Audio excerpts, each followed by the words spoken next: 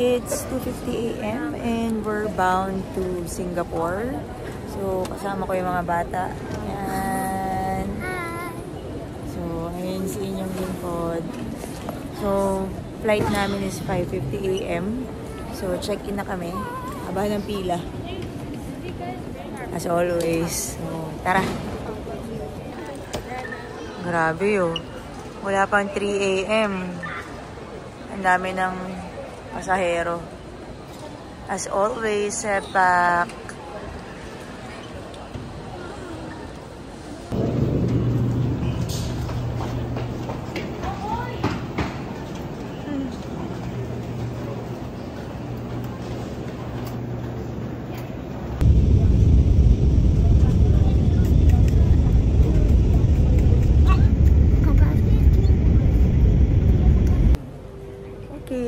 Na kami sa Singapore, kakadating lang.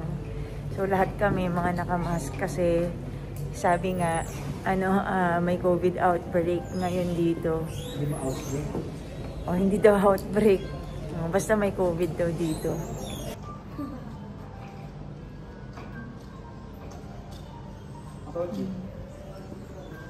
Come on.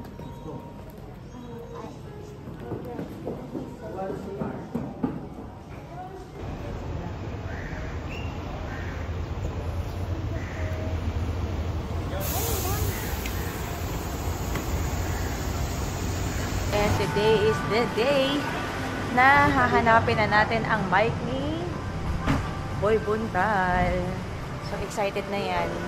Pero bukod sa kanyang excitement, mixed emotions kasi hindi niya alam kung paano niya ibabalik. If ever man na makakabili siya ng bike, hindi niya alam kung hindi niya alam kung paano niya iuwi dito sa hotel.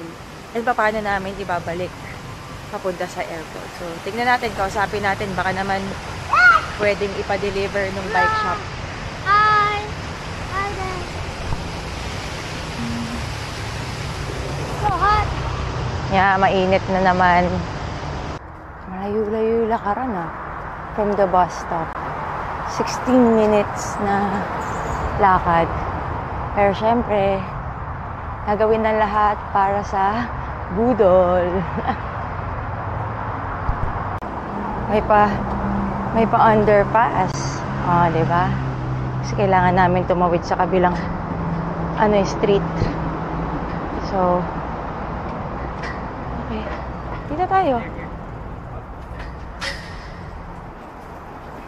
Nice. Napaguhulihan talaga ang Pilipinas. Grabe. Napakalinis ng tiles. Pagdating sa Pilipinas dyan, nangungutim na yung mga tiles. Dito na tayo. Nasa cyclist park na raw tayo. Mukhang malapit dito yung natin. Budol. Init ba? Butter.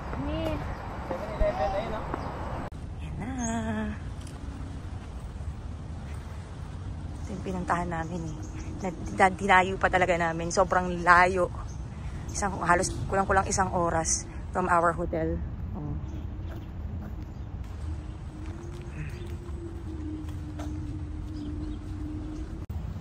Ganda naman dito sa nila, sa park. Park daw to para sa mga siklista. Grabe. Ayun naman. Ang ganda. Ang payapa-yapa. Wala kang kahalong mga rito. Mga sasakyan. Walang ibang dumadaan. Puro mga nagbabike lang. Loko. Tapos nasa gilid ka pa ng dagat. So, habang nagbabike ka, ang ganda ng view mo. Hanggang dun yan haba. Unfortunately, wala kaming dalang bike kasi ang planin ninyo is dito na bumili ng bike. So, malay natin, baka makabalik kami ulit dito sa Singapore. Tapos, malibot natin to. Definitely kung babalik kami, lilibutin namin to kasi ang ganda ng lugar. Wag lang summer, Grabe, iba yung init. Hirap maglakad-lakad dito pag sobrang init. Talagang konting lakad lang. Lapot-lapot ka na eh. Buong pagkatao mo, lapot na. So, balikan na natin si inyong lingkod dun sa bike shop. Tingnan natin kung meron na siyang napiling bike. May napili na kaya siya? Kaya natin.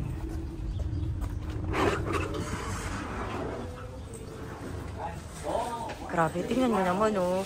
5.9 kilos. Ganda. Pero ang ganda rin ng presyo. Tenen! Ano, may napili na kaya to?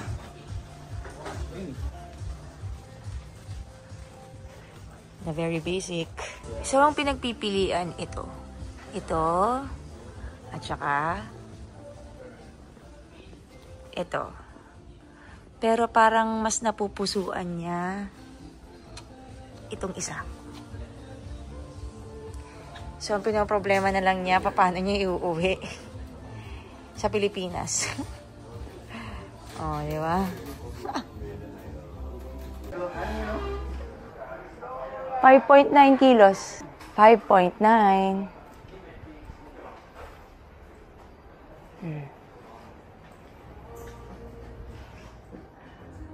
Parang hindi ko alam yung mga tatak dito. Diba? Bianchi. Ang dami rin mabibili dito. Road shoes, helmet, shocks. Yan, parang ano siya, one-stop shop. Tapos yan, sila ata nagkikarry ng Scott, Bianchi, and Look dito sa Singapore. Ano? Kung ano yung nasa puso mo. Look o Scott. O, edi kung yun ang gusto mo, di yan. Mabigat. Uy, may nakuha na siya. A-adjust na raw yung saddle, yung seat post. Kasi test ride niya na sa labas. The look of love. Parang hindi ako ganyan titigan ng asawa ko, pero pag sa bike. Tubeless or tube? Tube.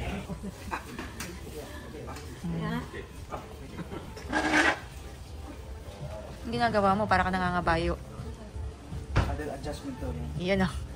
Meron pang free bike fit. Charot.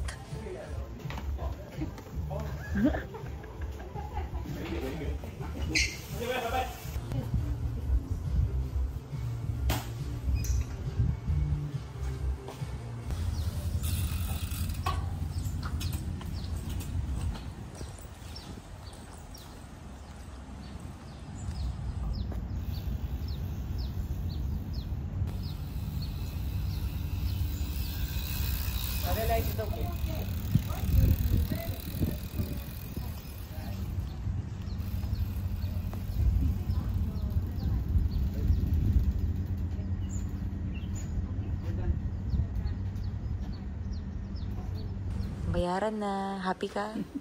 Hindi. Ayun, no? Iyak later. Bayad na. Kinukumpit na ni ate. Ano? Iyak later. Masaya ka dun sa power meter. Gaang, yun, no? Gaan. Yung power meter nyo. Bili muna bago convert. Nang kinonvert, naiyak. Yung mamang kasama ko, kaninang hindi pa nakakabili ng bike, Gina G kahit sa initan. Ngayong natapos na bumili ng bike, ayaw nang maglakad ng malayo. Kasi kanina nag-bus lang kami, di ba? Eh, from the bus stop, medyo malayong lakaran, mga 10 minutes na lakaran. Eh, ang init. Ngayon, ayaw niya na maglakad. Oh. Dahil nakabili na siya ng bike, ayaw niya na maglakad sa initan. Sabi niya, mag-grab na lang daw kami. Ibang nagagawang motivation ng ano eh, no? Bagong bike. Nakakapaglakad sa mainit. Nung mission accomplished na, wala nang pasensya sa initan. Ayun, it's May 30 na. So, pabalik na kami ng Pinas. Ayan, nag-check-in na kami.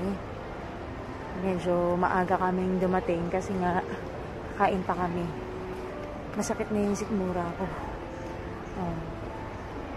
Ganda ng airport dito ah. Kaya lang, hindi ko alam. Sa taas daw yung food court. Boarding na kami. May humabol pa ng budol. Shout out, Ninong Baser. Nakuha ko na yung shades mo. Excited na makauwi yung isa eh. Paano gusto na ulit maayos yung kanyang bagong bike. Tingnan natin kung kakayanin namin pumadyak bukas kahit napagod sa biyahe. Ang tago yung charger ni ma'am. Sa akin